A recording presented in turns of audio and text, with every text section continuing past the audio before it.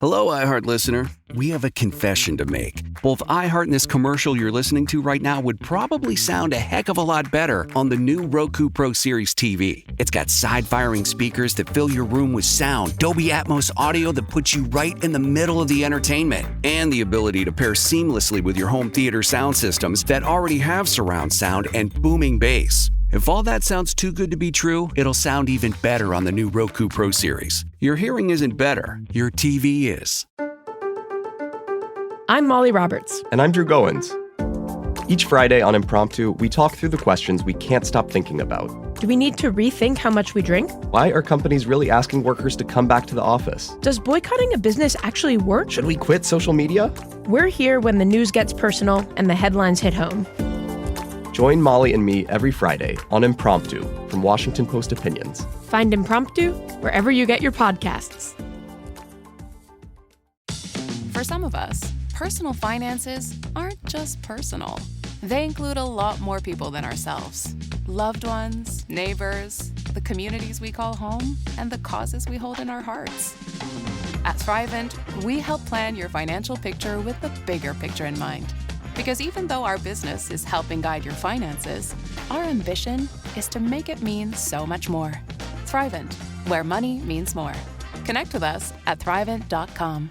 Good morning, David. What's happening? Hey, I just was tuned in on the fly, and I wanted to let you guys know I am a mail courier for the clerk of the court. So there are handicap spots with meters all around, wherever you park downtown. So I don't know where you guys were, but I just let you know they do make handicap spots, and they go from there. Isn't that kind of rude? Why would it be rude? Because you're handicapped, you already get you're parking there because you need access to wherever you need to go, right? Easy access. So all of a sudden you're needs to make money. You can't just get out of your car and go to where you need to go. Now you got to somehow stop, and if you're severely handicapped or whatever, now you got to somehow put money in a meter. You've got to, there's a guy at my gym. He has a van, he's in a wheelchair, and he has a dog. And I've tried to help him. I go, hey, you need help? He's like, I got it. And he rolls out of the van. He's got one of those machines that go, right? And then he rolls into the gym.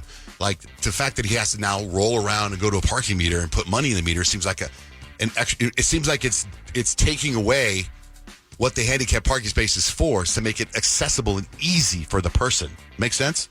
That makes sense, and it would be nice if they gave that luxury to people like that, like you would when you pull into a store or something.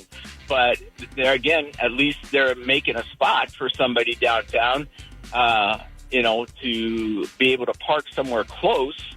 And then, you get some people that abuse it. I was talking to one of the parking meters and people that give out the tickets, and there's people that have their dead grandma's placard. They put it in. Numbers don't match, boom, ticket. Right. Yeah, no, there's always those people. Well, there's that. Yeah, and those people, I think, ruin it for the rest. Right. But David's first statement was, hey, man, you got to make money. So they don't care where you park. You're going to get a meter in front of it, is what you're saying. I think the city wants to make money no matter what. I don't work for the city, but, that's my feeling. All right, David. Hey, thanks for calling in, man. Have a great day. All right. Yep. Take care. Thanks, guys. We got a text. You can text JJR, whatever's on your mind, to 96893. The text says, John, Jane, Rich, the city of Phoenix does have parking meters at handicap spots. It sucks, but they do. That does suck. Unbelievable. I wanted to play something for you. Do you guys see the video of the guy that got swallowed by a whale? Yeah. Yes. Right? So he's talking about what happened. So to hear his perspective. So if you don't know, a kayaker was paddling along when a humpback whale surfaced out of nowhere and briefly swallowed him. It was all caught on camera from his dad's kayak. The man's kayak was too big for the whale to swallow, so it spit him right out. The guy was unharmed, but this is him telling how it felt. If you want to know what it feels like to be swallowed by a whale. It was 1 second where I thought that I was eaten by some kind of giant fish, but I didn't know it was a whale. Suddenly I felt like a wave struck me from behind, and I turned around, some blue dark colors and white flashing right through my face, and I felt a slimy texture in my cheek. And then it shot down on me, took me underwater. I closed my eyes because I thought that something everything would crash into my face. Isn't that crazy, man? That's so scary. It caught his dad. His dad caught it. So imagine you're the dad and you see your son get eaten by a whale. I can't imagine. Like, terrifying moment. Nuts. You got to think it's over. Also, there's a Swiss company online that's selling tubes of coffee you can spread on your morning toast. Tubes of coffee sounds disgusting. Yeah, it's even thick enough that you could put it on fruit like a banana. These are some reactions for people to do it. First of all, my own opinion, I'm kind of new to the coffee world, and I think coffee is disgusting, but I like what it does. What's the texture of the tubes? Is it like liquid inside, or is it like chewy coffee? Great question. What do you like to spread on your toast in the morning? Butter, jam, how about coffee paste? That's jet black and apparently tastes quite bitter. Comes out quite easily. It looks quite nice. It looks like Marmite. Oh yeah, really easy to spread. Wow. This is not for me. I like it. I like it a lot. It makes the bread taste burnt. As someone who is at the lighter end of the coffee spectrum, this is too much. Genuinely 10 out of 10. No way. Pass. I mean, people like those coffee cupcakes. I'm sure that's like, the next evolution. Coffee paste? Yeah. Coffee cupcake I've had are fantastic. They don't taste like coffee at all. Yeah. Coffee paste is sweet, not bitter. Coffee ice cream. Never had it. Listen, speaking of relationships, Rich, if you don't know, a lot of times Rich takes over the show on weekends, this nationally syndicated overnight show called Coast to Coast, right? And you have all these guests, you talk about UFOs, you talk about all kinds of stuff, right? Yeah. And your most recent guest. The author is named John Gray. Have you heard of that book, Men Are From Mars, Women Are From Venus? Yeah. And so his book, I think, came out in the 90s, and since then he's had, maybe 15 other books. But they have seen something like 25,000 couples go through his workshop or whatever and learn how to communicate. So we were talking about couples and what they fight about and how they communicate. And I was remembering us talking on our show about the biggest thing that you had a fight about that was really stupid. And I think I said on the show that Stacey and I had a pretty big fight about dry cleaning. She didn't get her pants done on time, and she was complaining about the dry cleaner, and I was sort of defending the dry cleaner, and I didn't want to have the conversation. Right. So I was doing anything I could to get out of the conversation. Right. And I remember during that conversation saying, this is so ridiculous. You are so overreacting. I bet if we took this to a counselor, they would totally call you insane. So I thought, I've got John Gray. I'm going to bring up the topic to him and tell him exactly how the fight went. We went to go pick up my wife's dry cleaning. They said it would be ready by 5 p.m. We showed up at 4:55. Her pants weren't ready yet. So we went and got some dinner, and then we went back and picked them up, and she got the pants, and they were hemmed, and they were fine. But her problem was she only showed up 5 minutes early. They didn't wash the pants, so they weren't cleaned, and they waited till the last minute, and she didn't think they did a very good job, and they should not have charged her. They should have just given her the thing. Mm-hmm. So instead of me saying, you're totally right, I said, well, you got the pants. What's the problem? Like, let's stop talking about it. I don't want to talk about the dry cleaner. So I bring this to John Gray and say, who was right? Who was wrong? Because you're kind of like, ha! Yeah, I'm like, I can't wait to get backed up on this one. And he's like, he started laughing hysterically at me, and he's like, you are so wrong. He said that this is the way it works. He's like, if you don't let a woman have her emotion and you deny the emotion, she's going to keep coming at you. He's like, if you had just agreed with her and said, I wouldn't want to feel that way, he said, eventually she would have run out of steam, probably in 2 minutes. But because you defended somebody you didn't even know at the dry cleaner and didn't get your wife's back, and you guys share this intimate space together, she's going to be super mad at you. So he's like, the worst thing you can say to a woman is you're overreacting.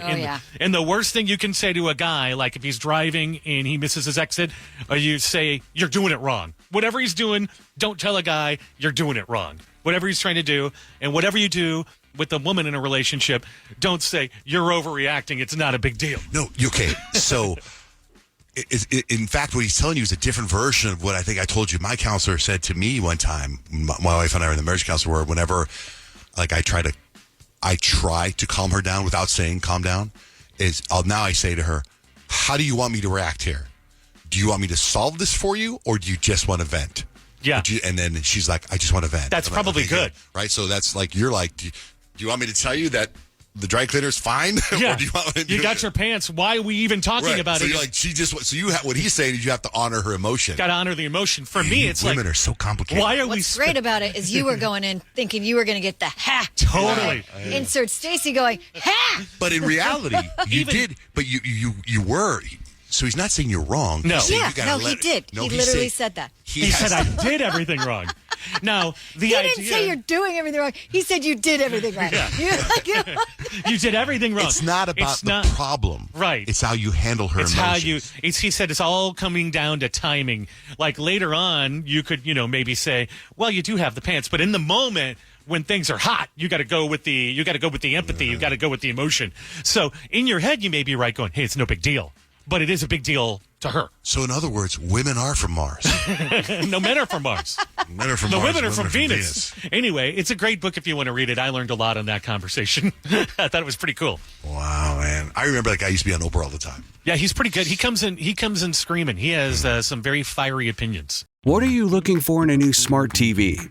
4K picture quality, high quality and immersive sound, a sleek design? All of those are givens, but only the new Roku Pro Series has all of those and the Roku streaming experience, an award-winning OS. Get fast, easy access to all your apps like iHeart, where you can stream all your favorite music, radio, and podcasts all day, and regular all-inclusive trips to Roku City. The new Roku Pro Series, a smart TV built by the streaming pros.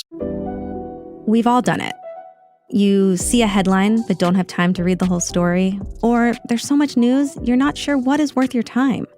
I'm Colby Ekowitz, co-host of Post Reports, the weekday afternoon podcast from The Washington Post. Post Reports brings you what's relevant and revealing. Breaking stories, politics, wellness, culture. Each episode goes beyond a headline for the context you need. Find Post Reports now, wherever you're listening. For some of us, personal finances aren't just personal. They include a lot more people than ourselves. Loved ones, neighbors, the communities we call home, and the causes we hold in our hearts. At Thrivent, we help plan your financial picture with the bigger picture in mind. Because even though our business is helping guide your finances, our ambition is to make it mean so much more. Thrivent, where money means more. Connect with us at Thrivent.com.